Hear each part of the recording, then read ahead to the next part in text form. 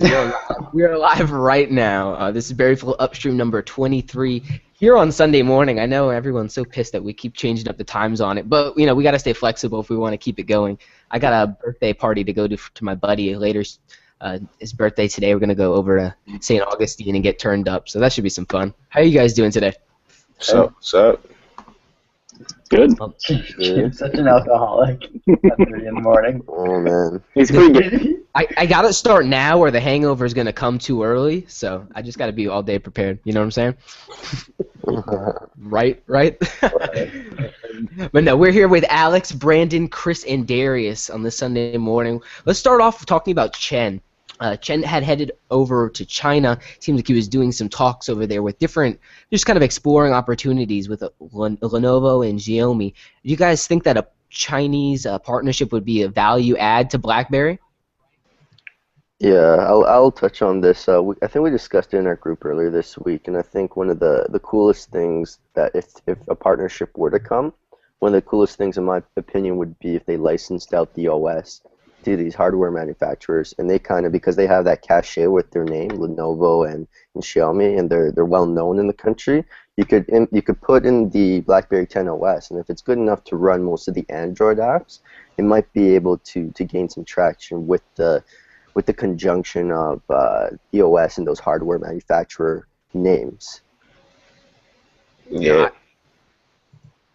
I'd have to agree there. I mean, even if it's not like BlackBerry 10, just give out the kernel. Give out just the QNX base as a reference platform, with some slight ties in. Maybe like as you said, maybe just go more Android with it. Yeah. And essentially run an Android experience with Google Play services and all of that, but the OS being QNX. And really, like, I guess I'm struggling to find where the value is. Can you license Google, or rather Android, without being a Google OEM? Like, is that a partnership deal that could even happen in this market? Yeah, I don't really see it like that. I think when it comes down to it, because Chen, he's mentioned that that's not really where he wants to go, because it's a huge security risk, if you will. And understanding, I know you mean, James, in terms of kind of like licensing the kernel, or licensing the OS without having to kind of have the bigger company putting their hands in. It's a bigger issue in terms of, because one, you're dealing with a communist country, and they want their hands in a lot of data because they like to control the population. They like to control the country in terms of what their people are doing, and there's a lot of requests in terms of the data control that they have going on. So that's one thing that Chen doesn't want to kind of risk or jeopardize in terms of BlackBerry's name and their montage, if you will. He doesn't want to jeopardize that in any kind of form. Yes, it would be very dope if you could license the OS there, because there's a lot of money to be spent, and I think that's also another thing that Chen kind of doesn't want to dwell in. He doesn't really want to start spending money all crazy, because you have companies like Apple and Google who do have the money to spend in that market, but I mean, that's a ton of money that you have to put there. I mean, you're thinking about billions of people in China alone, so it's kind of a hard market, when you look at it, not just marketing and trying to, gain market share that is there, especially when you have a lot of companies that are just putting out cheap devices and, they're flooding them out there everywhere as they go. But, it's a give or take there. But, I think with Chen, he wanted to get questions answered. He wanted to see what BlackBerry could potentially do. I think down the line they may, provide some services, and I think one of the first services might be like BBM. And I think if he does, get BBM, and BBM starts gaining traction, greatly in China, like, that's a lot of revenue there. It can help those numbers that they want to achieve in terms of, financial goals in fiscal year 16 and such. Mm-hmm. I think they're shooting for 100 million by fiscal 16 from BBM alone, which at least from my perception of that number, would make BBM more or less break even. Like, I don't think it's actually going to be making a lot of money for them in terms of actual service revenue. And really, where's that service revenue going to come from? A lot of those things are going to be enterprise based. So we got to look at it from that perspective, where there aren't consumer to enterprise a big ratio difference between the amount of customers. But then again, the prices that you can charge them. It's interesting to see kind of when BES12 came out here. We have Chen and the media talking about, China, the Lenovo talks. I know we talked about that a couple upstreams ago, and people were going frantic over Lenovo putting a bid in for Blackberry at $15. And then, we have these talks about him actually going over, talking about opportunities, and then a couple days ago, he signs a deal with Samsung. Kind of comes out of nowhere, really. But he's playing all the fields. It's interesting, kind of like the Apple-IBM deal, where IBM is reselling Apple products over through their MDM solution. Now BlackBerry is kind of doing that, using Knox and Samsung to resell BES12. So you really just see a strong services kind of grind for them. I don't know what you guys think, but do you guys think BlackBerry is really transitioning at this point to be focused solely on services, and then a few devices therein to support some more? Yeah, I mean, it's one of the things that I like that Chen said was, all these companies, you could announce a partnership, but who really cares about the partnership until both of them are making money? No one really cares that there's this partnership between IBM and Apple, because are we seeing anything from it? Are either of them making money from it yet or whatever? So I like that he announced this, and he really didn't want people to go crazy about it. He's like, we need to make money from it first, and then that's when it'll be a nice partnership, and we'll appreciate each other and everything. And it seems like BlackBerry, they broke down all the numbers where, okay, they're going to be losing money from people transitioning over to BlackBerry 10 from legacy, because they're getting, I think, about $4.50 per user per month who's currently on legacy, and that's the what is it, ETF or something? They said it was going to, their service revenue was going to half. Right, it's the SAR, yeah, essentially, service access SAR, revenue. yeah, okay, yeah, so that was essentially going to go from, I think it was $2.8 billion at the beginning of the year. By the end of the year, it'll be $1.8 billion, and then they're projecting next year it will be $800,000. So it's rapidly going down, and that's a lot of money to throw the wayside. So they need to do something serious, and them going so serious across cross-platform services in software is such a big thing. It allows them to reach a much larger audience than what they currently had before, and it's pretty obvious that these carriers, they don't like these service fees, and they would love to just get people off of BlackBerry. So as long as BlackBerry, I just love that they're not focusing like Apple is for the Apple ecosystem and then Android for the Android ecosystem. They're doing BlackBerry for every ecosystem. That just allows them to grow so much larger than they ever were, really. Right. I mean, before we look at those service access fees that you were talking about, Alex, and really that was scoped out to a maximum of about 80 million users.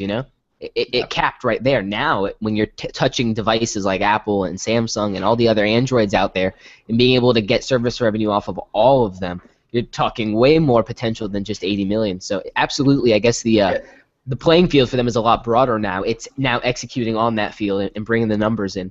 As Brandon mentioned, you got to sell it. They said about 17 times the opportunity, and I think 10 times the amount of revenue per person. So right now, say they're making $4.50, they could possibly make about $60 per person, which will never happen, but that's what they could possibly make. So about 10 times what they're currently making monetarily, and then they could also reach a 17 times as large audience. So multiply the $4.50 per month times 10, and then multiply that by 17, and then BlackBerry could end up being yeah. But I think what Chen was alluding to when he was speaking is that he was saying, he kind of made a point of mentioning, and this isn't quote for quote, but he kind of said, when I say we're going to double our revenue from software, it's not something that I'm saying. It's a mathematical projection I've actually done and run the numbers through that leads me to believe that we're going to be doubling our software revenue. So I'd be interested to see if they double that software revenue, if they come somewhere close to doubling it, whether that will kind of balance out the loss in service revenue.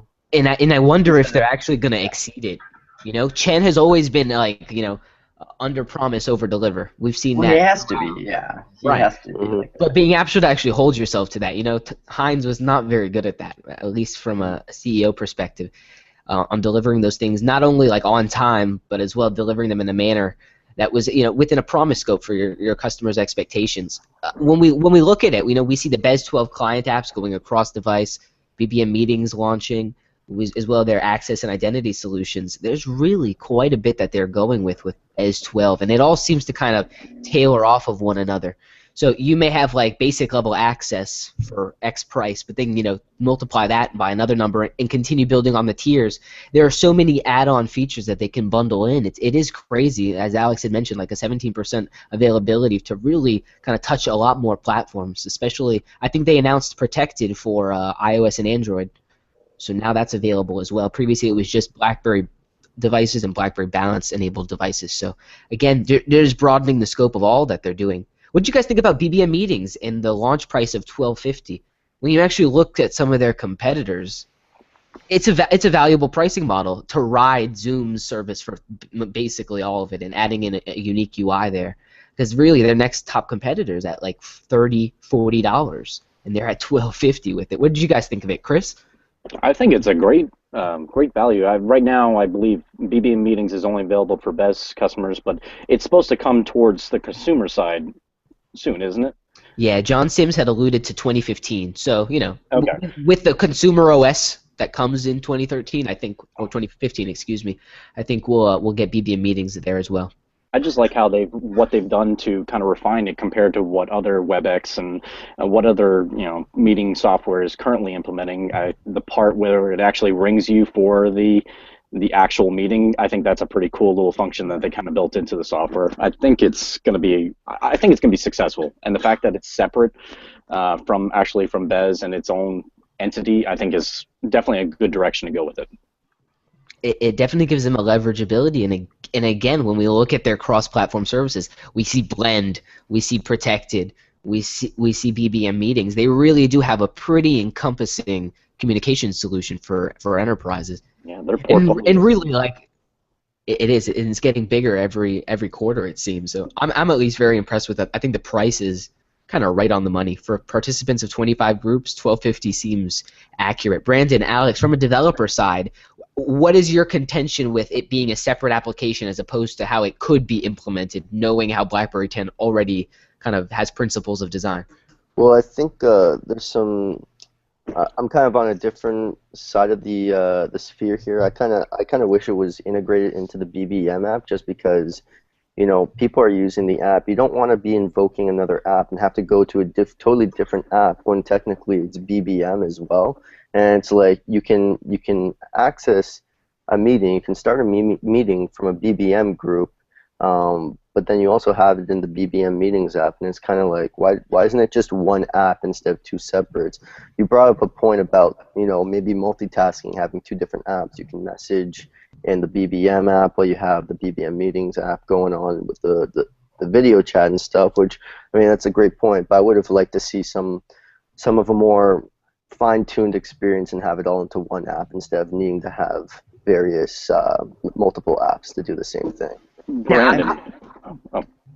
No, go ahead, Chris. Sorry, I was just going to ask a quick question. Do you think that the reason why they didn't incorporate BBM Meetings with BBM is kind of the same reason why we haven't seen video chat go cross-platform between Android and iOS, just because maybe there's problems, or not problems, but there's roadblocks in kind of, implementing that solution? Do you think that's why they are piggybacking off of Zoom to use their services? James brought up a pretty good point. He was like, well, maybe they just want to update meetings separately from BBM, and so that they have like the BBM Meetings app separately, so that it just plugs into the BBM app and gets invoked from it.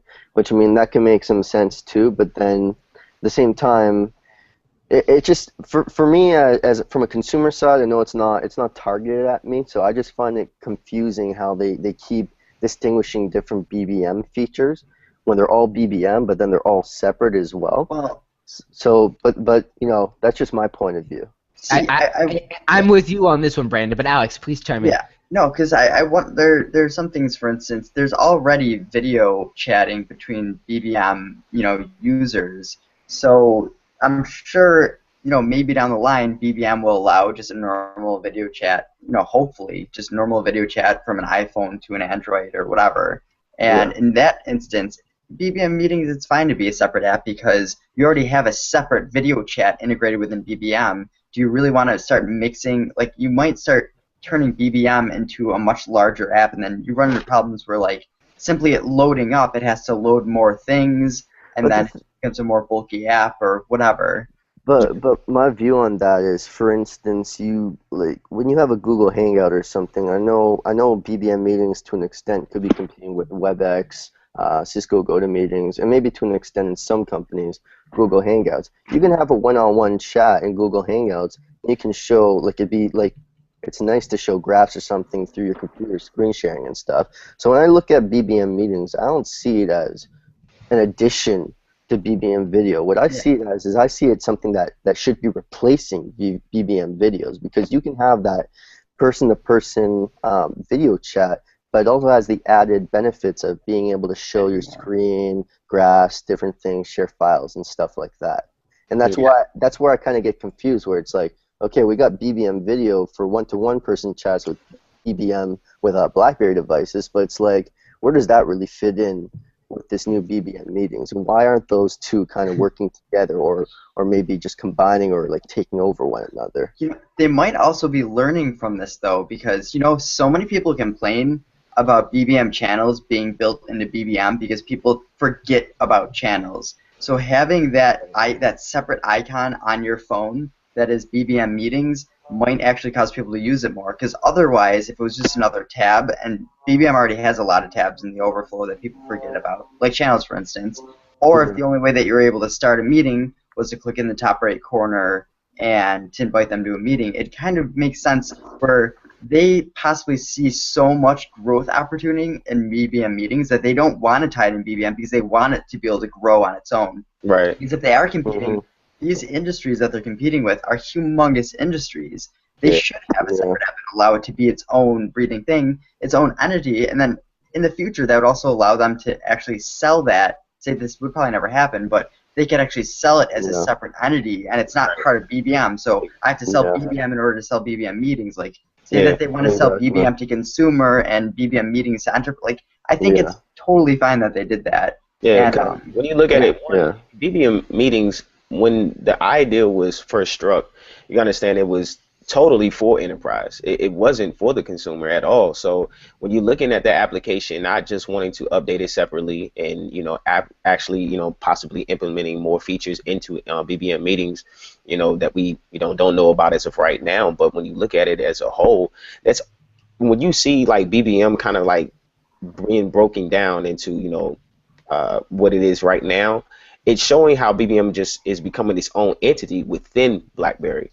And that's actually what you kind of want to see, because you want them to focus on their, their crown jewel, the pride and joy, which is BBM. And then there's the OS altogether on the other side. So when you have something like BBM meetings that isn't implemented as we mentioned with channels, like a lot of people would actually like to see channels as a standalone app, as a standalone feature. You don't want to see it within BBM because it doesn't get its maximum I think potential that it really does have. How cool would it be to have feeds inside of BBM but channels be standalone? Right, Exactly. and I mean, it's like the potential for channels is just, it's so enormous in terms of if it were just its own standalone app, not just having like the tile view of each of your channels and just clicking in and being able to scroll up and down and whatnot. I mean, being able to actually really interact and message people within each channel, and being able to do so much more like than just creating the separate posts. It's there. So I think we're Darius, I think you secretly just touched on why we haven't seen a BBM channels update. Right. And I think, and that's what I was going to say is we're going to see that later, I believe. I'm not saying that it's going to completely tear itself apart from BBM, but you're going to see a huge change in it later on. It's just right now they're just trying to put all their ducks in a row, and once they are, then they'll start saying, okay, now we can see it like this. Because I mean, imagine if BBM meetings were inside of BBM. Like Alex had mentioned, like loading would be a lot longer, but it's kind of like you always don't want that feature there when you just want to, individually, video someone, video message someone. Like you kind of, it kind of gets in the way a little bit. And plus, that's what, BBM isn't. It's a messaging service, not a video service, so. Yeah. That's And a lot. I think you touched on something that's really important to acknowledge, is that all the things that BlackBerry comes out with, they might call it, BlackBerry enterprise server and stuff like that, and those are different products. But when we get BBM, we have BBM meetings and BBM channels and then BBM protect and stuff like that. What we're really starting to see is BBM become kind of like a brand for a whole bunch of different communication services, and I think BlackBerry just needs to do a better job at kind of relaying that it's actually more of a brand instead of just one messaging app. And I think that's what they're really trying to do now. And I think if they do start separating more of the stuff, like a separate BBM channels app and a separate meetings app, I think that would make sense. It's just right now what I was alluding to is that having BBM channels in the BBM app and then BBM meetings separately, it just kind of confuses you. But I think you actually touched on a really good thing. And I think you are right. We will start to see all those different BBM services become separated and just BBM be the brand for the communication. Right. Yeah, I mean, so you kind of look at it, and it's definitely an interesting point. I think that kind of came to this conclusion that, you know, right now BBM channels. Let me just do this. I'm doing this for me, but you guys do. So I open up BBM. So 1, 2, 3, 4, 5, 6, and then 7. At about 7 seconds is when BBM channels pops up. It's not even in that sidebar view. It's hidden until it loads. So it's like BBM loads, all of your conversations load, and then BBM channels opens the background. So say that I keep BBM closed all the time because I just use BBM through the hub. So say that I do want to load up channels, I have to wait a solid 7 seconds to even get into the channel section of the app. So right now, it's a smart thing that it's in BBM because there's 80 billion or 90 billion BBM users where whether they know it or not, they're actually a BBM channel user, whether they've used it or not, but it's on their phone. Whereas once you try and have a separate social network, that means they'd have to download BBM channels separately, and less people are going to do that. So it's smart in a way where you're going to get more users because the app is already on their phone. It's as simple as them to click over the tab and be like, hey, what the heck is channels? And they might use it. You know, so right now it makes sense, but I definitely agree and think they're going to make a separate app and make BBM channels its own, you know, growing thing, just like BBM meetings. Alex, it's not to mention like the 3 seconds that you have to take when you actually click on channels and then it loads. Yeah. So that's one thing you have to play into it as well. Basically, now my usage with channels is if I don't have your channel as a favorite channel that shows up on my hub, I don't even bother checking my feed anymore because the feed takes like 10 seconds to load on its own. And not to mention, the second you enter like a channel post to see the comments, it takes another 10 seconds to load, and it's like I don't have time all day to keep doing this for every time I want to check my feed. So I just favorite the channels I really want to see the new stuff, and then if by luck I end up on my feed and see other channels, great. But I mean, you touched on something so important, is that it does take too long to access the channel's content. And I think let me speak on that real quick, because if you're on Passport, Darius, you know this. Yeah. On Passport, you launch BBM, and you have everything down there at the bottom. Right. Everything at the bottom. Yeah. So you don't have to slide over. Yeah, the convenience is there. You're talking about, you know, an app that is going to be on Android and iOS, and you can't have all of those links at the bottom. Like Passport is such a special case rule. You have to think about the majority of people, and they're not going to have a wide enough screen. Right. That's a good point. I'm just trying to rep the Passport for being a badass. Channels would, like, the uptake for channels on Android would, or like iOS would go if it was a separate app, because I think some of the thought behind having it integrated in the BBM was that they have all these users that downloaded BBM on Android and iOS, and instead of having to try to attract them again to get another app, a BBM channels app, they just wanted to integrate it into the BBM app, so that they have more people actually have it on their phones that they can use it. So I'd just be interested what your thoughts are on if they do have a separate app on Android and iOS, what the uptake of that might be. Because on BlackBerry, they can have it built in with every OS update. That's what I feel like people will see it, right? But on Android and iOS, it's a different ballgame. I don't even think they should separate it if it were for those other platforms, to be honest with you. I think because one thing about it is when you look at BBM, it's not most used on those platforms. So why separate your services where they'll become even less used instead of keeping it all in one and having the access immediately there? And I don't have to worry about downloading separate, you know, applications and things of nature to use your features. Just keep it all there in one on those platforms until you start seeing or to data shows that, okay, those features are gaining its traction to a point where we could implement separate applications and we wouldn't have to worry about, you know, it not being downloaded or it not being used. So I would say for iOS and Android to keep it the same, or keep it all in one, I should say, within BBM. But another thing I just wanted to mention real quick is that when you use channels on blends, the layout, I think that's essentially what we're going to start seeing later if we were to see channels go separate, because it's all flat, it's open. It's it honestly reminds me of the BerryFlow website when you go, you know, on your laptop or desktop, anything of that nature. Like the layout is that dope, and I think that's what we could essentially start seeing. But as far as for other platforms, I would say keep it all into one application for the time being, because iOS users and Android users, I can tell you now, I'm sure we don't have a lot of, you know, those users using channels as much as you have your BlackBerry 10 users, so to speak.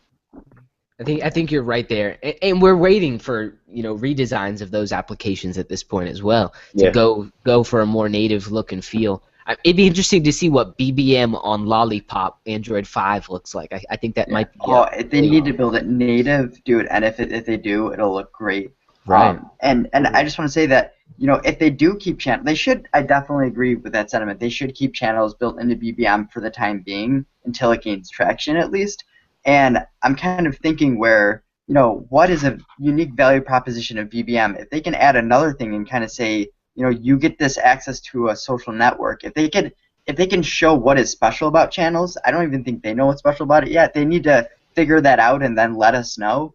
And then they can use that as a unique value proposition where, say that you want BBM channels, we'll download BBM. And then boom, they have BBM on the phone. They made a BBM account to use channels, and now they're getting more use. So it's kind of works both ways. It's kind of like a suite of a suite of services, like for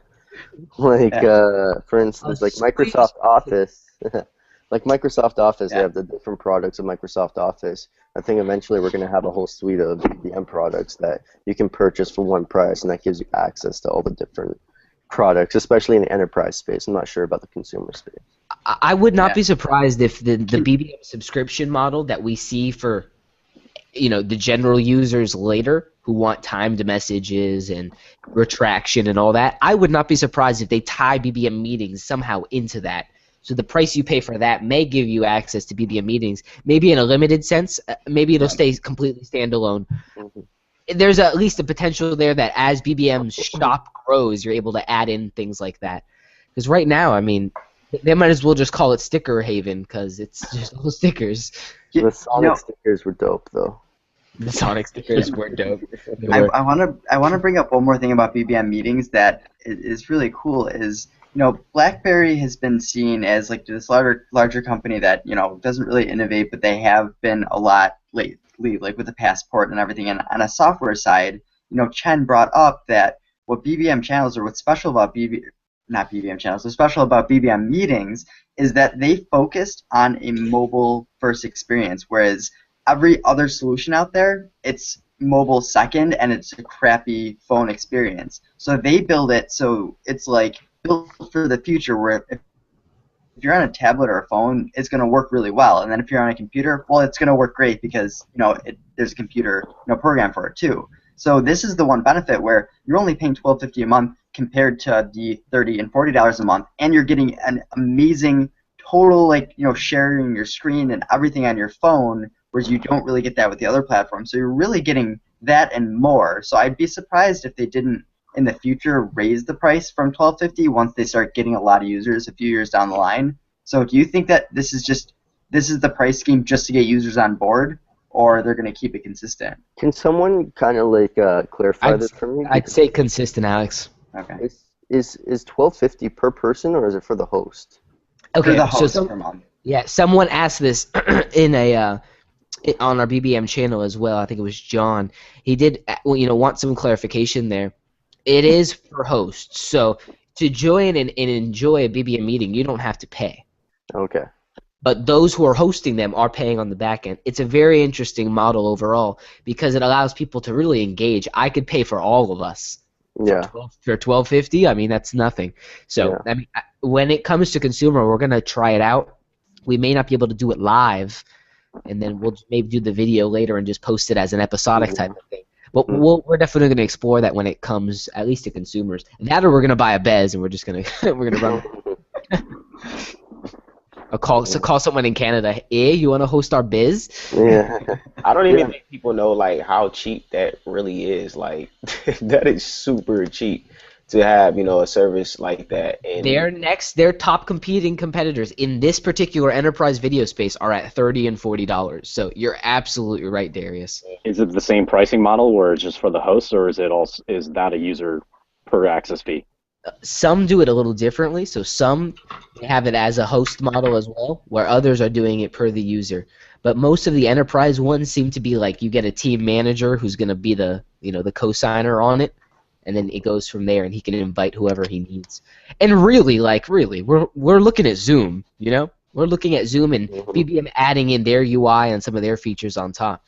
So as Darius mentioned, it is pretty stagnant. And going off of what Alex had asked earlier, I think it's going to be $12.50 outright, because the way the pricing model goes is you actually have to spend on a yearly basis. So when you get invoiced for it, it's going to be $150 per year. Yeah. US.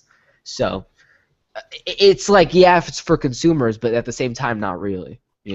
Well, it's better to do the yearly. Well, it benefits BlackBerry to do a yearly fee like that, and then break it down into a monthly fee cost, so that it seems it really puts Cheaper. into perspective. Yeah, it makes it seem cheaper. But at the same time, you get a yearly fee. That means you don't have situations where you have one company sign up for 1 month because they're going to have a lot of meetings that month, and then they don't use it for another 9 months, right? So what it does is that having people pay a yearly fee, it means that you're going to have these people likely using it all throughout the year instead of just on 1 month or one-off occasions. yeah. Like a BerryFlow trying to do a one-off episode of BBM Meetings. We're going to do it once, guys, and never again. No, I mean, I like the, Google's obviously got it cornered here with Hangouts because they've got the YouTube already. So, it's just so easy to bring it over there. Let's move on. Let's talk about BlackBerry Work Life. This is coming off of the Movertu acquisition, where they're able to bring a virtual SIM card over to an actual physical SIM. So you can have two numbers. You can have a work number and a personal number connected under one SIM, but billed totally separately. This is a model I think that's pretty interesting, and they do seem to be kind of at the forward cusp of a lot of these. Right now, enterprises are just starting to make their employees separate their data out, and new regulations are also coming in on board. We're saying, no, there has to be a separation here between the work and the personal data usage. What do you guys think of the acquisition, and would you like to see something like this for consumer? Yeah, I think it would be pretty dope. I mean, it's as far as for the consumer, it's really for those who kind of want to, who don't really work in the enterprise, type of ordeal, who are your everyday, 9 to 5 type of guy, but they want to keep, two separate entities for themselves, if you will, one for their own personal space, but, the other is for, more business related preferences and things of that nature, whether it be handling bills or, taking calls from people that you do work with. You don't want them to interfere with your personal number that you have. It's a good idea from that perspective, but for those in the enterprise realm, we spoke beforehand and I know in prior podcasts that it's going to be a huge thing because it kind of cuts down costs. You don't have to have that physical other phone for you. You don't have to, buy lines and things of that nature. It's something that's pretty, easily that can be implemented, and it can all be just used on one device. That's the best thing about it. But when you're doing it, as I said, it can just be used one specifically for, personal use and then one for business. And when you have it, broken down that way, giving out a number is nothing because it also provides security as well. I know myself personally, I hate giving out my number. It's like giving out your social security number, if you will, because that's immediate access to you. You don't want people calling you left and right. So if they Don't blow up my phone, though. Right, And it also helps save, like when you have your own personal data phone plan in terms of minutes and things of that nature, it helps with that too. So there's so many advantages that it gives for those who may use the service. But I think it's going to be one of those things that's going to gain a lot of traction within the next year because what BlackBerry is doing, excuse me, is, with meetings, with Movertu and everything that they're doing, even with SecuSmart and like all these features that they're doing, they had these ducks that they're lining up and putting in the row right now. In 2015, they're going to just begin launching, and I really don't think that a lot of other companies, like you have Apple and IBM, I think they had a little conference coming up this week, if I'm not mistaken, but they got a lot of work to do. Like, they really have a lot of work to do. It's one thing just to say, hey, we're entering the enterprise spectrum, but it's one thing to say we have these services to provide to you as well. We're not just going to be providing, the basics, so to speak. We're giving you more on top of that, and that's hard to say. Like, but you got to think, like, how long has BlackBerry been in this realm and just began giving these services? This is something they should have been doing. So it takes a lot of time to get there. So with these small acquisitions, what I like that BlackBerry is doing the most is they're not sitting on their acquisitions. A lot of companies buy these other companies out and they sit on them, and you don't see it implemented for years.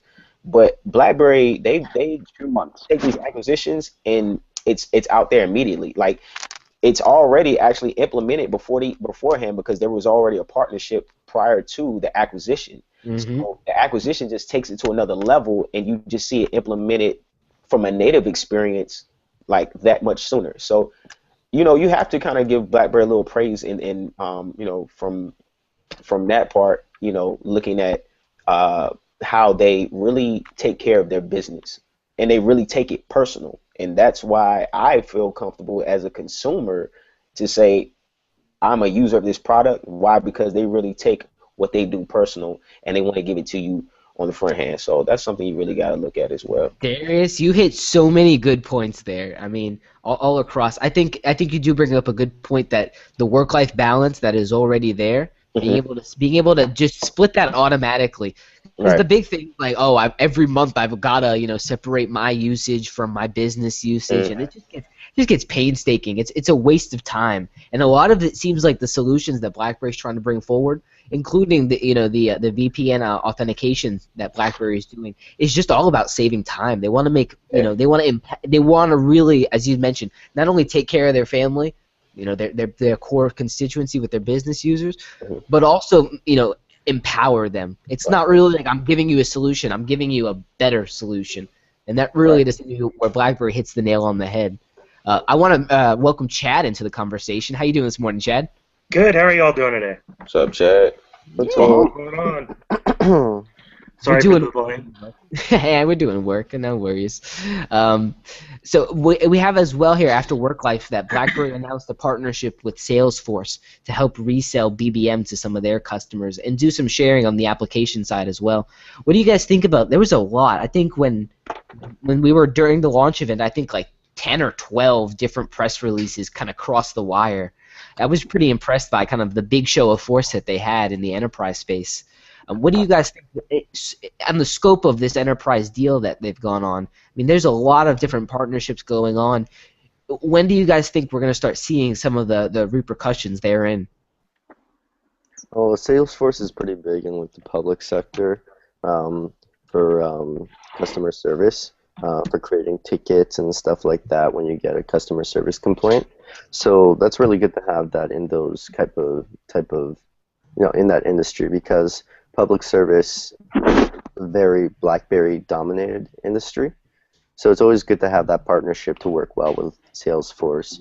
I'd be interested to hear what some of you guys think. I think it's just a good working with the synergies, working together just to make it easier to work. But yeah, I'm thinking that it's in terms of just churning BlackBerry back around, because people had like a negative connotation to them for a while. Salesforce, I've been seeing it show up more and more. For instance, the place I go to get my haircut, they use Salesforce to manage me. It sends me text message reminders, and they're able to see how much money I've spent with them. And essentially, Salesforce, for people who don't know, it's a CRM. I think that's a customer relationship. So whatever, it manages your customer relationships, which is actually funny because BlackBerry, it's a really important BlackBerry too. So this partnership could actually help BlackBerry, where they might be able to get better access to tools to help them as a company. Because I think I was looking it up before, and Salesforce, they're like a $50 billion company. Like they're very large. So just turning around the fact that all these big companies want to make a partnership with BlackBerry, they're interested in working with them. It shows A, BlackBerry's not dead. B, these large companies see how they could benefit from BlackBerry. That's a huge thing for BlackBerry, and just the general perception for them. I think this is just great. Whatever ends up coming out of it. No, I absolutely agree, and especially like the names that they're bringing on board. They all seem to have a lot of impact in the industry, and especially the sectors that BlackBerry has that value add and the competitive advantage. It kind of ties back. I want to bring it over to the Samsung, and I want to talk about that a little bit because, of all the partners that they could have chosen in the enterprise realm, they chose as one of their helping resellers one of the biggest names in the mobile industry on the phone side. I mean, they didn't go to HTC, they didn't go to LG, they didn't go to Microsoft, they went to Samsung. And I find it interesting because there was some fallout from some of the job cuts on BlackBerry side, and enterprise executives were actually jumping ship and going over to Samsung. So I wonder if some of that fall away actually helped create conversations. Oh, that's interesting. Right. We've got contacts over at Samsung now. We've got contacts over here now. Maybe we can start up a dialogue. I know Robin Bonefein, I totally probably killed her name, but she was one of the main enterprise executives. She was right on the front list, and she actually went over to Samsung. So I wonder if, from her perspective, she's like, BlackBerry's got the best MDM solution, but we've got great devices. Maybe we can make them play nice together, So you wonder really what the implications were underneath a deal like that. Especially when we hear Chen's in China, not Korea.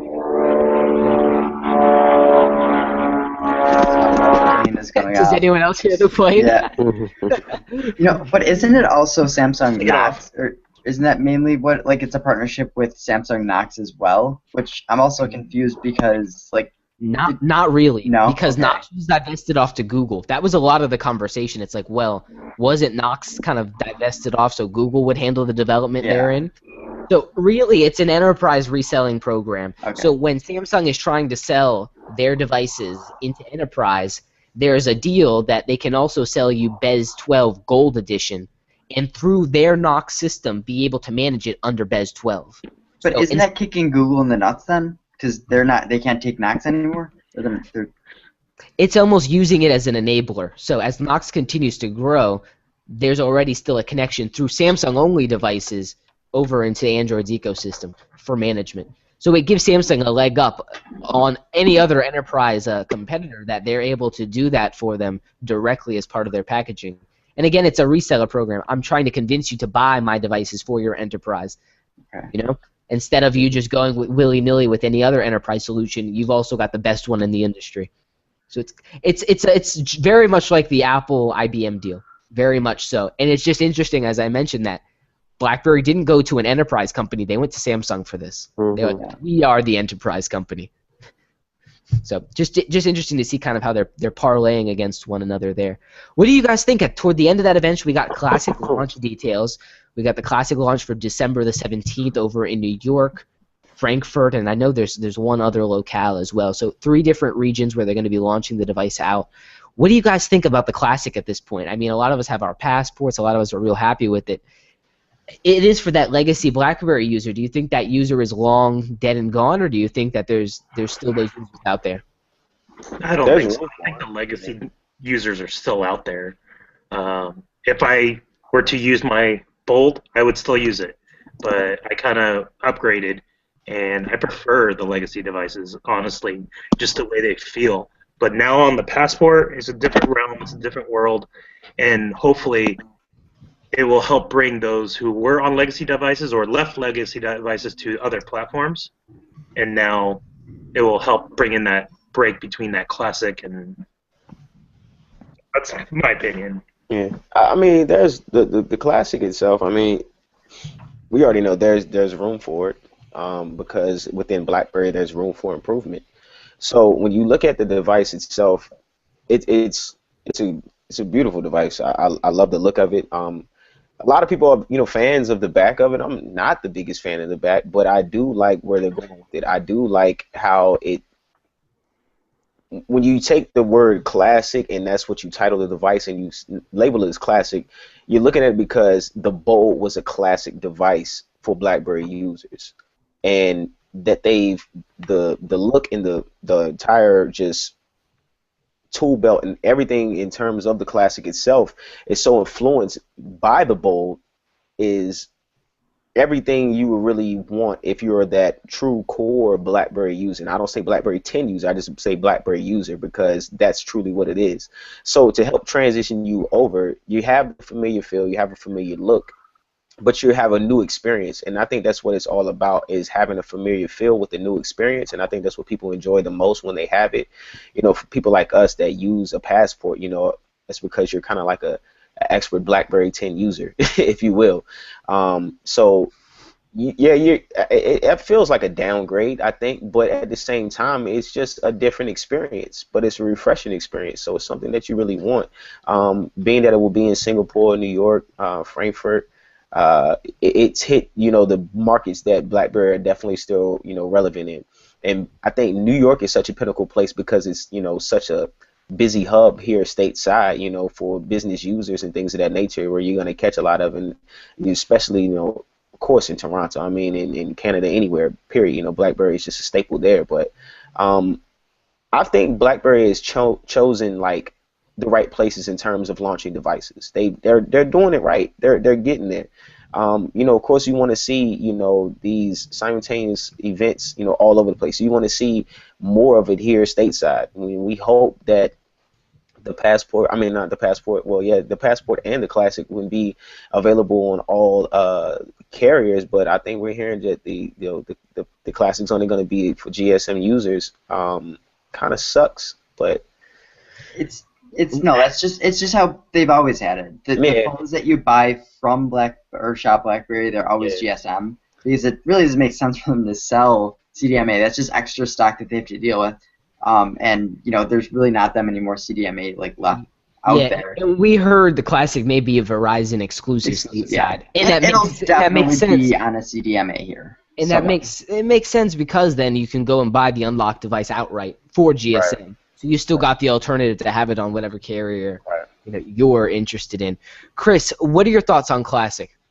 Well, I've mentioned quite a few times that was going to be my next BlackBerry 10 device, and I have to say the price point was a little higher than what I was expected. I was hoping it was going to come right around that $400 mark, but to be honest, it's not that far off that would deter me from getting it, though $150 more the specs on the Passport just makes me kind of wonder if I should just, you know, go for the upgrade to there. But the Classic is just I mean, it's a beautiful device. I was actually, last night I was looking through YouTube, and I won't even try to announce his last name, but Ruslan, he was, I guess he's a writer for smartmania.cz, got a hands-on probably about, I think it was like 3 or 4 weeks ago with the device, and did a full-on kind of demo of the unit.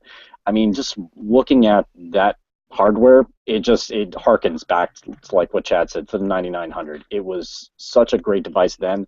I think this is just going to be such an awesome device. And yeah, it's not targeted to consumers, but for me, I mean, I like that keyboard.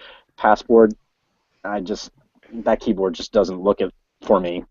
But I can't wait till it get me. I have to say, though, one thing, I'm a little puzzled by the fact that the specs aren't listed on Shop BlackBerry, and wondering if maybe there might be more to what everyone's been saying about it just being a Q10 specs, but that's the thing. Like we've seen speculated spec sheets on it for a while. So from it's either Q10, yeah. Right. It's either they're gonna do some kind of revision on the internals, and again they're working with Foxconn, so it's not.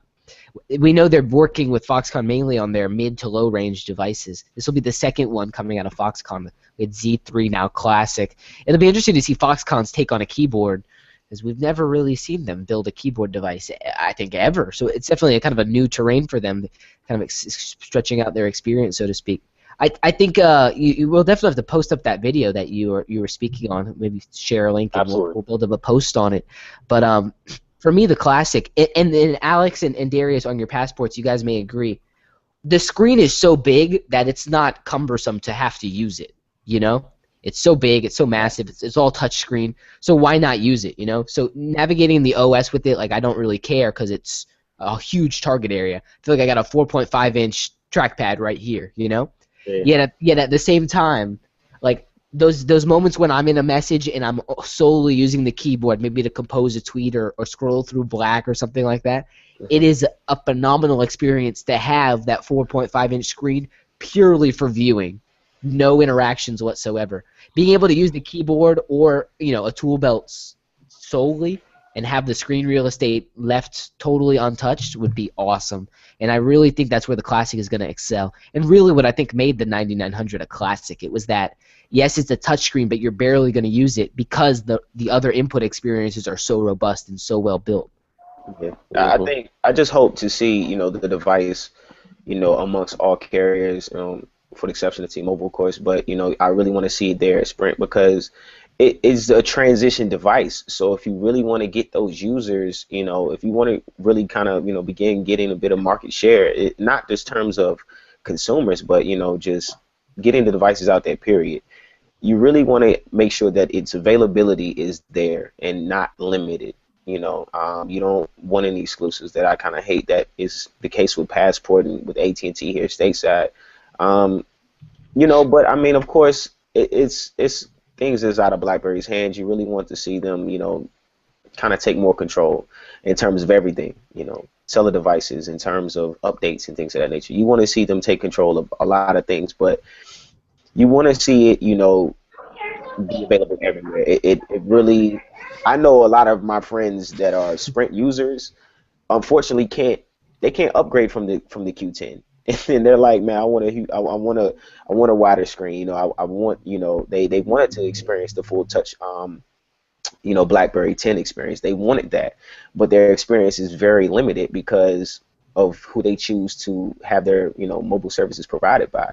And I mean, I don't think it should be the case because I choose to use Sprint that I can't do this, and I'm a BlackBerry user. And they're long-time BlackBerry users. They're actually users who put me onto BlackBerry years ago. So it kind of sucks for them, but I mean, honestly, there's so many different options out there. But I really hope to see the Classic, just kind of transpire across the board later in the future. Needs to level the playing field. I absolutely agree, Darius. I absolutely agree. So Brandon's actually going to dip out here. He doesn't want to talk anymore. But have a good rest of your day, Brandon. We appreciate having you as always. Take it easy, guys. See you, Brandon. Later. All right, now that we got rid of that dead weight, I'm just kidding. No, we only have a couple more topics here. We're talking Classic already.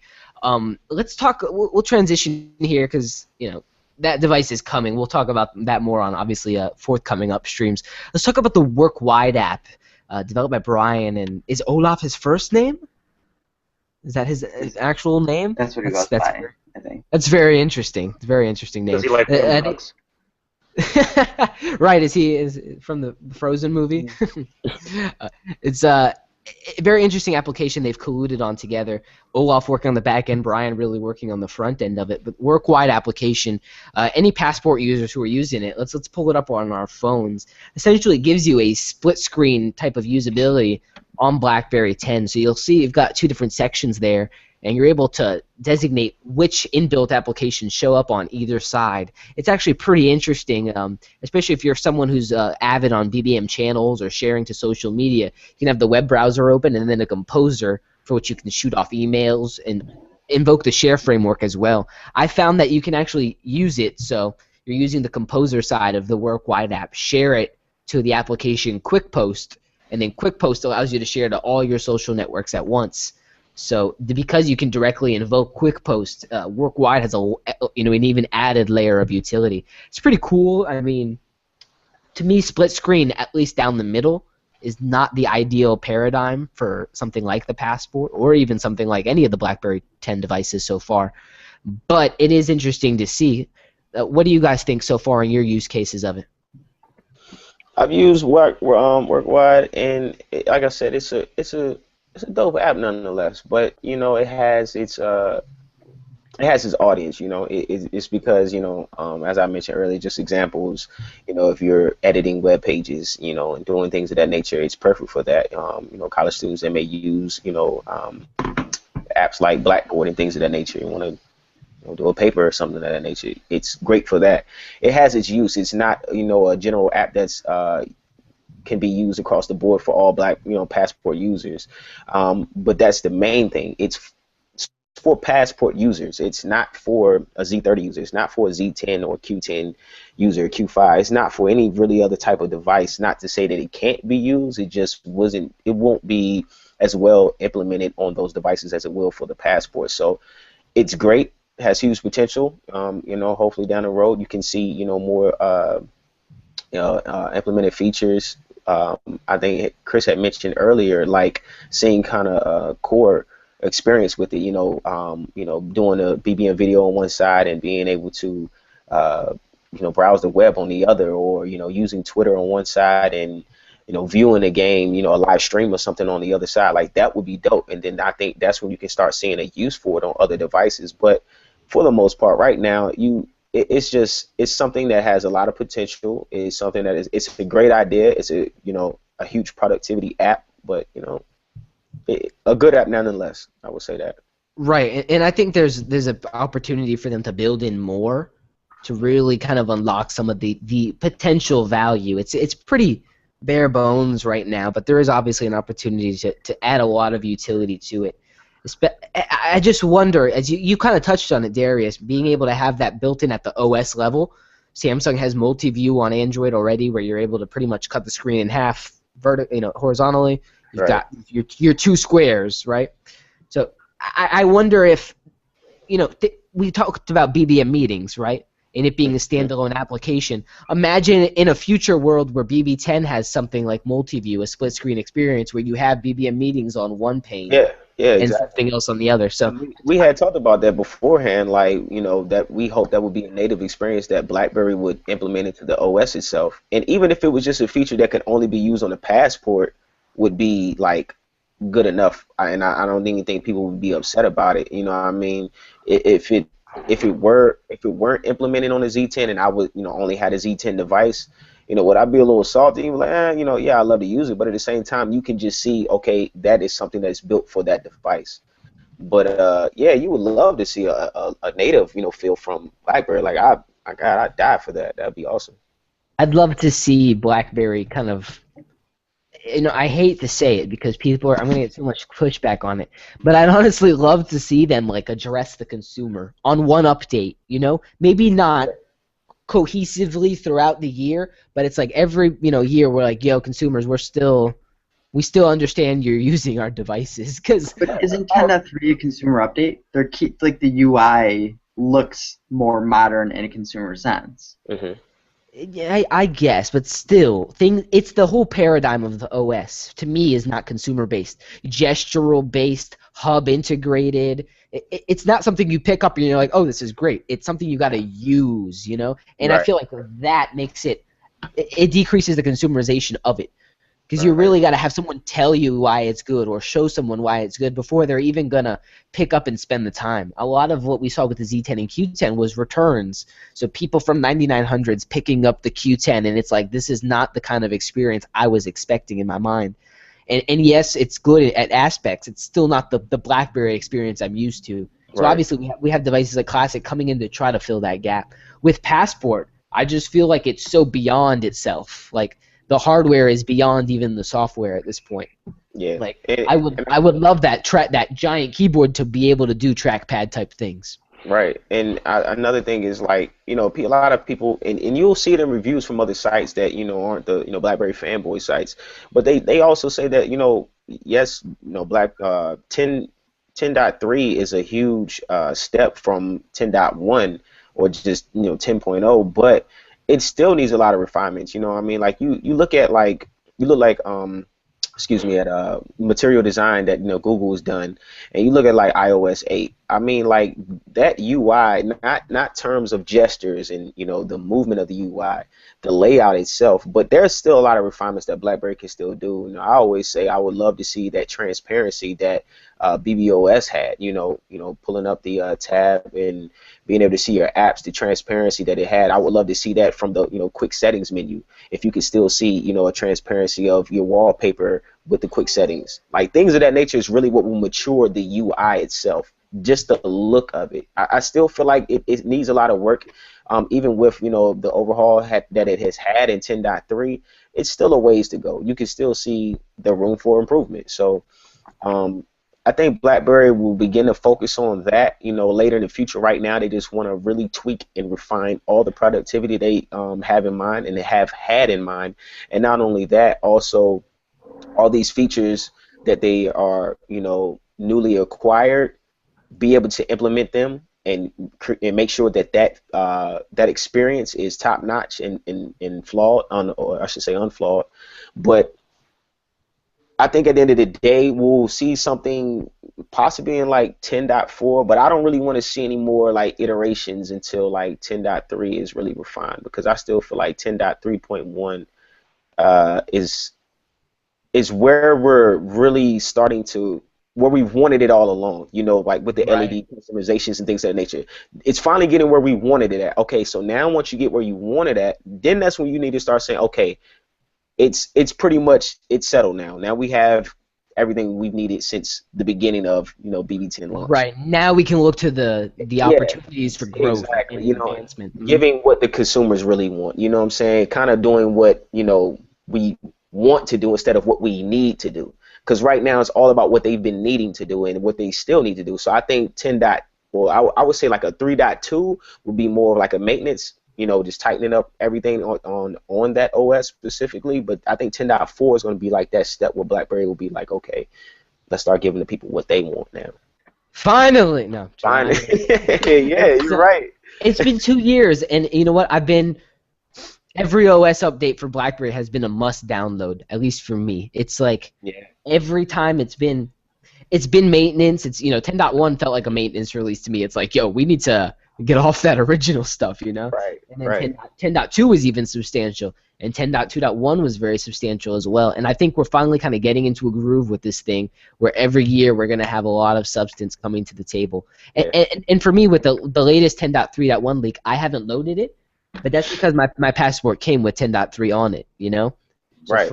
For me, 10.3 right now is good enough, and I want to see, as Darius has mentioned, what that official 10.3 in market actually looks like and what it has to offer. From a consumer side, like, we look at BlackBerry and we're disappointed at a lot of things, but really from an enterprise side, we should be thoroughly impressed, because to the actual customer that this OS is built and tailored, it's a fantastic experience. Yeah, I think a lot of people take it for granted, as well, because, they say that, BlackBerry has kind of, shunned the consumer so much, but, I mean, how many leaks have we really gotten in, like, the last, almost 2 years now? Like 15 to 20. How many updates has Android put out? How many updates has iOS put out? Like 5 tops, and that's including, like, just updates to the current OSs out there. I mean, we went all the way from 10.0 to 3.1 and so many in between. So, like, you really can't say that you haven't been spoiled if you're a BlackBerry 10 user like this. You really have in the last 2 years, like, extremely spoiled. And not only that, I mean, to go from BlackBerry's dead to holy shit, they're gonna be like they're the hottest stock, right now. You really gotta, just be like, what, hey, I'm pretty thankful for what I'm using right now, because they give me so much more. And it's so future-proof. It's like, Android Lollipop material design. It's like a lot of the UI paradigm that they're bringing to the table, BlackBerry had 2 months ago. And it matches. So what it complements, like, material design complements, 3.1 or 10.3, I should say. And even, like, you take it across the board. You look at blend, you look at continuity, you look at Samsung Flow, you look at Samsung Side Sync, you look at all those things, and it's like BlackBerry was right there. They were on time, if not ahead of the rest of the market. And really, like, there's a leading edge, and then there's a cutting edge. And I think BlackBerry is the cutting edge. I think they're really driving the market. They were cutting mobile payments before the rest of the market was even leading in it. You know what I'm saying? And it's like, really, iOS came out with that. Yeah, 2 years later. I mean, we had mobile payments on our 9900s in 2011. Like, come on. Right, and it's like, even with Apple, you see, like, the parallax effect, and people. I remember when iOS 7 first came out and it was implemented, people were like, oh my god, look at what my phone can fucking do. We seen that shit with TAT like 2 years prior to that OS, and BlackBerry acquired them. They just looked at it like, to me, that shit is childish any fucking way. So why would you even want it? It doesn't really do anything for you. It's just a cool effect on your phone. So, you know, It just drains your battery faster. right, exactly. Like you're just draining your battery like that much faster. Now you're a wall hugger, and you wonder why my battery life sucks because you're so in ooh and ah and Google eyed about this parallax effect, but it does nothing for you. So you look at a lot of other OSs and you say, you know, how do they help you in your everyday productivity? And they don't. I think Google is finally starting to take the steps necessary to get there, and I think Apple has just implemented those steps to begin being productive. But at the end of the day, it's like you have to look at BlackBerry and the BlackBerry 10 and the baby OS that it is, the maturity that it has just garnered over this last 2 years is amazing. Like there's no other OS that has matured as fast as this one. Now, granted, yes, it has had blueprints, or it has had it's had the steps, its foundation planted beforehand with BlackBerry, but also watching how Google went from its first OS, and then with the huge OS update with Gingerbread, and how they know they needed that, and then moving forward, and the same with Apple, they had a blueprint on how to make sure that this OS could mature faster over this last 2 years. But granted, they just have done it, and they took those steps, and not only done it, but they did it better than what they did. And they're at a point now where it's like they're really playing catch up, even though people would just look at the larger picture in terms of market share, so on and so forth. But it really isn't about that. It's really about what this is going to do. Kind of how people shunned WebOS and the potential it had. They got so caught up in market share that they really couldn't, They couldn't deliver. You're right. Right. They couldn't do that. But, thank God Chen came in. He didn't get caught up with market share. He got back to his roots, and he did what he needed to do for BlackBerry, and that's why BlackBerry is in the shape that it's in now. And I love the BlackBerry of today because they're like, yo, this is a cash money business. We need money. Like, end all be all. It's like, yeah, we got great services, great devices, yada yada, but we need to make money, period. Mm-hmm. And that comes down to not only having the product, but being able to sell it. And right now what BlackBerry is able to sell is enterprise services. Yeah. And then when you look at it like with HP, like at that time when HP had, WebOS, it had a lot of potential. They had money to pour into it and try to gain that market share. But what they did is one, at that time when they had the money, now that they don't, because they clearly are like in dire straits. But with Windows, like look what they've done. They have all the money in the world to pour into this, into their phones, but they haven't done anything for the OS. All they've done was just make cheap devices that help them gain market share. They've went into, those markets that are not necessarily the best in terms of revenue, and they dominated in to help gain market share. But the point of the fact is just that they didn't do it with their OS. They did it with cheap devices. So at the end of the day, that's what BlackBerry's trying to do. They don't really care because, truth be told, they haven't tried to sell themselves out, and that was one thing I wanted to mention earlier. When we were talking about price point with the Classic, Chris had mentioned, I see what BlackBerry's doing a lot nowadays is that they're not making price points for a full buyout. They're not making it for a 1 to 2 year contract. They're making their price points now because a lot of the plans that are being used by consumers are those month-to-month plans, like the AT&T Next and Verizon Edge plans. They're basing their price points off of those. So they're looking at how much extra you're going to pay a month for the device, not necessarily what you're paying all in total. So when you look at the Passport compared to a lot of these other ones, you might be paying like $10 for a Passport opposed to like 12 or 13 for iPhone 6 or 6 Plus. So that's one thing you also have to pay attention to, and you have to tip your hat to BlackBerry as well, because a lot of people don't pay attention to that. They're pricing their devices according to those new plans now. They're definitely coming competitive, especially for the U.S. market. I mean, you can get a Passport for $500, right? $499, and then a Classic for $450. It's like, you've got pretty comparable options. What's the experience you want? Right. I do want to. You mentioned Chen. It really does go back to Chen. It goes to the new management he's laid in, the groundwork and the foundation of work that, yes, he took from Torsten Hines, but then refocused back at the proper customer. So I want to talk about Chen and his stage presence a little bit, because even at this previous event, he makes a lot of notions to the competition. Good and Mobile Iron. He's like, I'm not going to name our competitors because that's bad marketing. That's marketing one-on-one. But he also said, a lot of these companies, and really he's taking a jab at good technology. He's like, their business model was marketing a migration away from BlackBerry, and he's like, that is over today. It's done. Now my competitors are going to have to work for a living, and it's a powerful statement coming from him because like I fear it, you know. Yeah. When Chen speaks, it's like okay, he means exactly what he's saying. You know, same thing with the service revenue, where it's like yes, we're going to double this, if not more, and that's our projection. So. You know, when he says that, his stage presence is very powerful. What have you guys noticed across the events that are some things you want to tack on? Yeah, I mean, just watching him at any event, especially seeing him live at the Passport event, it's just when he's on stage for more of a consumer kind of thing. Well, even enterprise, he cracks jokes and he's interesting to listen to. You actually. The cool thing about the way that he tells jokes or whatever little things he does, you have to pay close attention to catch these little jabs that he does, so it forces people to pay attention and they enjoy it, rather than listening to someone else talk and it just gets boring and you start zoning them out. Chen, whenever he talks, like I think people pay attention to him, and it's very nice, just to listen to him explain things. And then I also noticed during the investor event, normally I'm used to him being more, goofy and kind of get the point across in a goofy way. But the investor event, he was like very serious, and it was new for me to kind of see.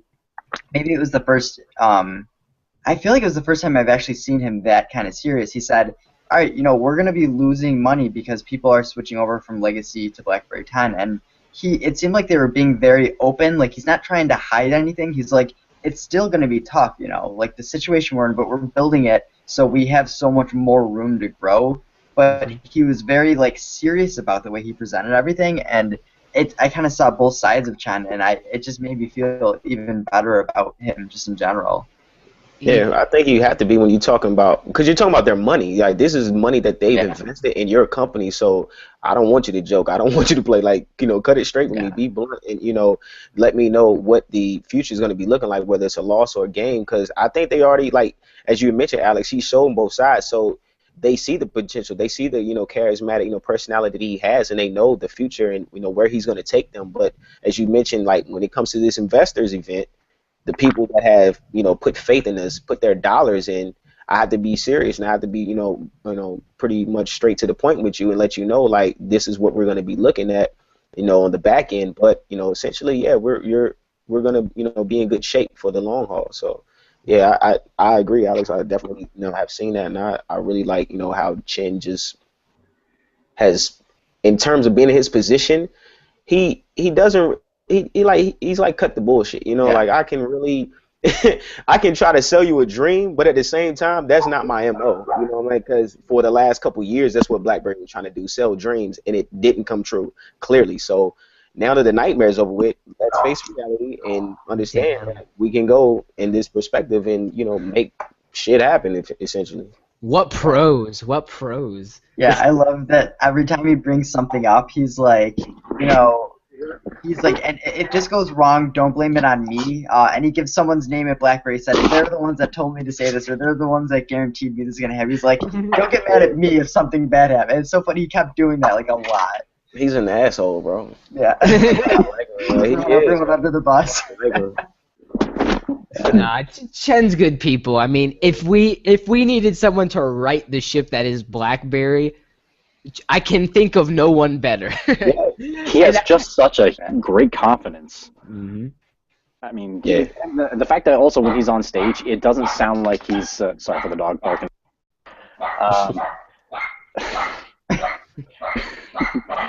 When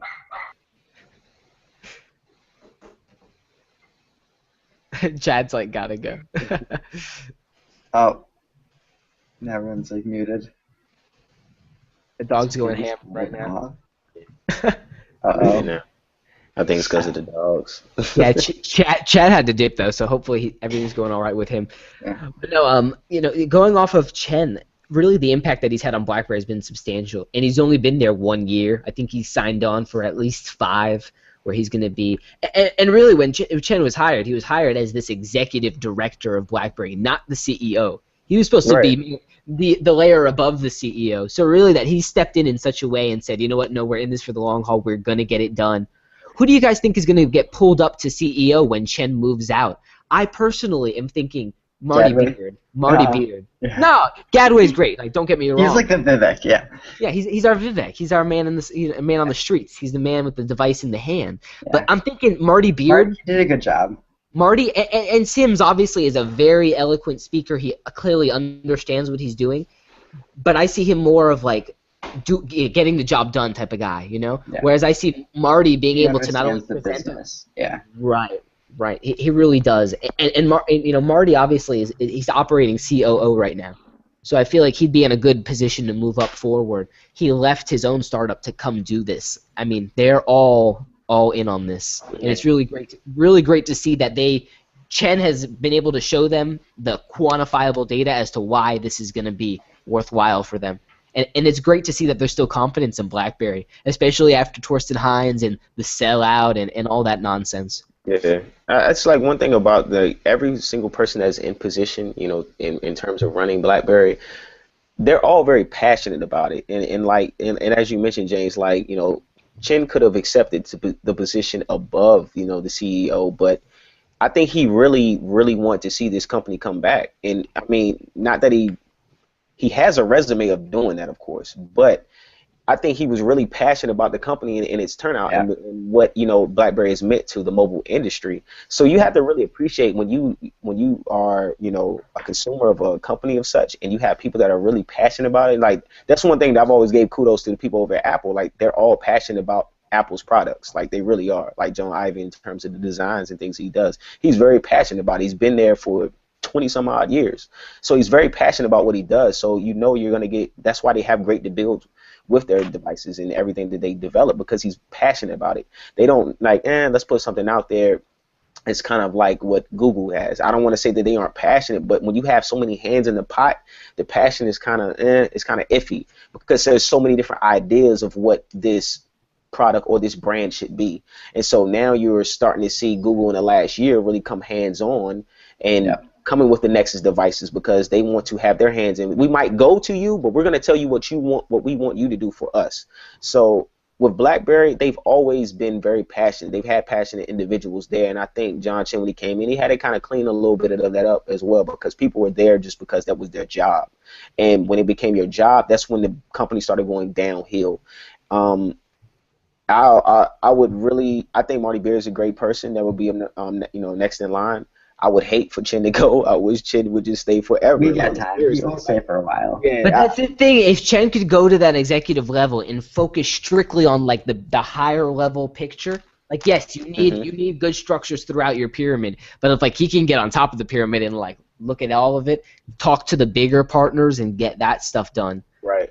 I think as an operational CEO who can make those, you know, those decisions on the week to week, that Marty would be a good candidate for that. And maybe that's something we see, you know, 5 years out. But I would like for them to bring Mike and Jim back too. Not necessarily put them in a position to, you know, run things, but you got to think they're the grandfathers of BlackBerry, and to see them still to see them still be able to implement and have an input in terms of where the new BlackBerry should go, in terms of where they could possibly implement services, how they could, you know, move in terms of, you know, the market and gaining that market share back. I think they will really still have great ideas. I know they're off on their own adventures, and Mike, I don't want to push his last name, I never could say it. It's like Lazardus. Lazaritis, whatever. You know, he's still very passionate about BlackBerry, but he does so many things in the Waterloo community and just in Canada itself. Like, you can see that his passion is there, and so when you have individuals there like that, it's nothing but positive and good outcome for the company as a whole. So I would like to see them, you know, step foot back in there and just have a little say or something. And that's the thing. At the Passport event, Alex can attest to this before we close. You know, Alex can attest to the fact that John Chen was like, we need to own Canada. We need it back. Yeah. We need your support. And those are veins. You know what I'm talking about? We have Waterloo. We've got Ottawa. And those are veins for BlackBerry where a lot of the innovation and the passion comes from. And with, you know, Lazardus, with Mike, you know, he was a strong vein in not only the community but the entire region, you know. So to have some of those veins maybe cross again in the future, I know he's working on, you know, quantum computing. I could see a synergy there in the future for them. So, Oh, so yeah. maybe not come back to BlackBerry, but come back in a partnership capacity, leveraging some of the assets that Lazaritas put in place. I mean, I could definitely see something like that. Jim, I don't know what Jim's been up to. Someone fill me in. Yeah, I think he's really he's away from BlackBerry. He doesn't really want much to do with it. I think it's still like Lazaritas' kind of baby to an extent, and he wants to see it do well. I have the feeling that Jim just kind of really doesn't give a shit anymore. Like, they brought up I think even Kevin brought up that some of the older events, he's only ever seen Mike. He said, I don't think he's ever seen Jim because he just wasn't around. It kind of seemed, but but you brought up the Canadian carriers, and yeah, definitely at the passport event, like, he so much wanted to get Canada back and the carriers on board, and you're seeing this even with the Classic. I don't remember where I saw it, but I think pre-orders just started up for the Classic in one of the Canadian carriers, and like I think they're starting to win over the Canadian carriers again, and at least get them back on their side. So it brings me hope that they'll be able to do the same thing for the U.S., but right now they're focusing on Canada. So once they start focusing on the U.S., whenever that may be, because business is a big thing in the U.S., maybe we can eventually get Apple to start using Blackberries. No. They probably do. I mean, they just took Sebastian. He was from our QNX division. Yeah. So, I mean, they now have a great architect who understands the real-time operating systems, the values therein, how to implement. I mean, the guy's amazing. So when we look at it, it's like it's going to be we're headed toward a market convergence across mobile, across even desktop, very likely. It's all just going to get to a point where it has an intrinsic amount of mobility involved therein. And I think as Chen looks at that, he's like, we need to get behind it and not necessarily be the device in hand, but be the platform behind the actual transaction. And that's what I'm looking forward to. With BES12, BES12 just underpins it all, Yeah. And I don't know. After this last event, I think I'm feeling even more positive about BlackBerry's prospects to the future. Yeah, that'll definitely be the tide that turns for BlackBerry. The fact that iOS and Android users, they can be using BlackBerry software and not feel negative about BlackBerry. And it actually gives them an advantage in a sense, because I may never use Apple software, because in order to use Apple software, they make you get into their ecosystem, except for, say, iTunes. But even then, so I think this is just going to hopefully turn the tide for BlackBerry, where people don't need to hate on BlackBerry, because just because not everyone has a BlackBerry device doesn't mean you have to hate BlackBerry. You can still use their services. Blend. It's just one word. That's all you need to say. Oh yeah. It's all going to be blend.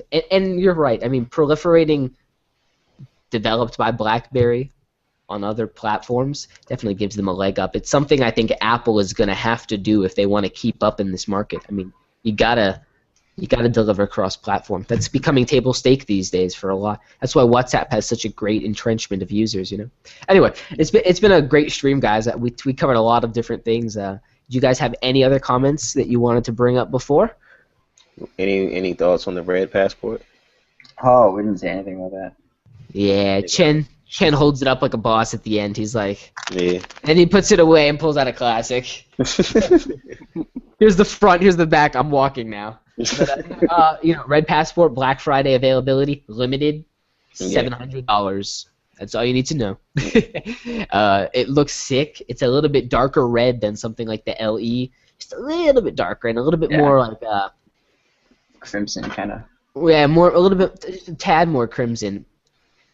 There's a photo that's on our BBM channel of it if you want to take a look. He's got the device tilted so you just see the back and you get a good look at it, the hue of red that it is. It's going to just be a little bit darker than the candy race car red that we're used to on the LEZ10s. Yeah. And I'm fine with that. Like, it makes it seem just a little bit more professional, Yeah, I would say with the $100 extra, I wonder if it will be like a 64 gigabytes like on hand, or that'd be dope, but yeah. I mean, how hard is it? How hard is it? I don't think it'll be a spec change though. I think it's just you're going to be paying for that limited device, and rightfully so. I mean, granted, even Apple does it with their product red device. Yeah, just the gold one. Yeah, you pay more for it, so that's cool. I would love.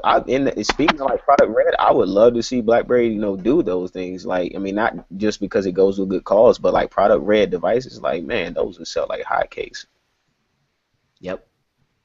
Yeah. Oh, I just read the best headline. The best headline. So like this headline goes out as BlackBerry's John Chen kicks company into high gears and turns off music for competitors dancing on the firm's grave. That's dope. That's a mouthful, but like so on point at the same time. Yeah. Anyway, guys, I appreciate having you on. Your insight, as always, is phenomenal. We'll see you guys next week, certainly. All right. Later. Hey guys. Take it easy, guys.